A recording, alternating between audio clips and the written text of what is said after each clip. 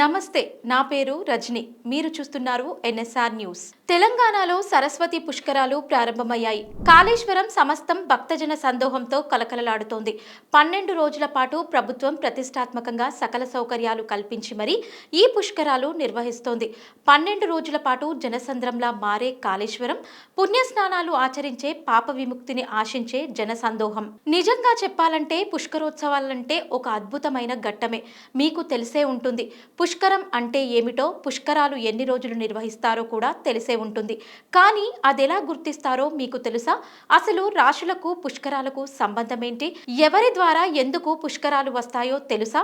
ఇంతకీ ఏ నదిలో ఎప్పుడు పుణ్యస్నానం ఆచరించాలో తెలుసా? మరి అలాంటి వివరాలన్నీ తెలుసుకోవాలంటే మా వీడియోను చివరి వరకు చూడండి. పూర్వకాలంలో పుష్కరుడు అనే బ్రాహ్మణుడు శివుని కోసం తపస్సు చేసి ఆయన దర్శనం పొందుతాడు. బ్రాహ్మణుడి భక్తికి మెచ్చిన శివుడు ఏదైనా వరం కోరుకోమని అడుగుతాడు. అందుకు పుష్కరుడు మనుషులు చేసిన పాపాలతో నదులన్నీ అపవిత్రమవుతున్నాయని, నదులు పునీతమైతేనే ప్రజలు సుభిక్షంగా ఉంటారని, తన శరీర స్పర్శతో నదులు పునీతమయ్యేట్లు వరం ఇవ్వమని కోరుకుంటాడు.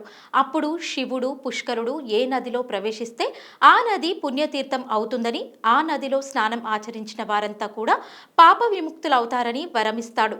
అందుకే పుష్కరుడి పేరు మీదే పుష్కరం స్థిరపడింది. భారతదేశంలో పుణ్యనదులకు ప్రతి 12 ఏళ్లకోసారి పుష్కరాలు వస్తుంటాయి.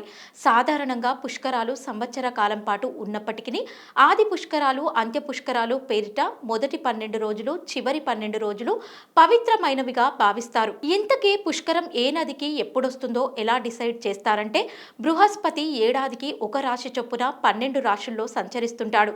బృహస్పతి ఆయా రాశుల్లో చేరినప్పుడు ఆయా నదులకు పుష్కరాలు నిర్వహిస్తుంటారు.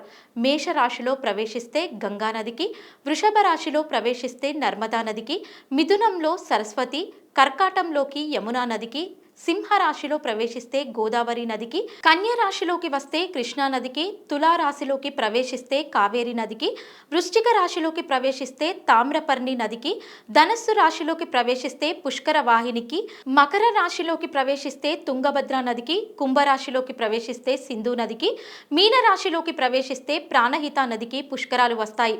ఈ ఏడాది సరస్వతి నదికి పుష్కరాలు వచ్చాయి. సరస్వతి నది పుట్టిన ప్రదేశం భారతదేశం చివరి గ్రామంగా పేరొంది ఉత్తరాఖండ్ చమోలి జిల్లాలోని మానా గ్రామం. ఇది భారత్ టిబెట్ సరిహద్దుల్లో ఉంది.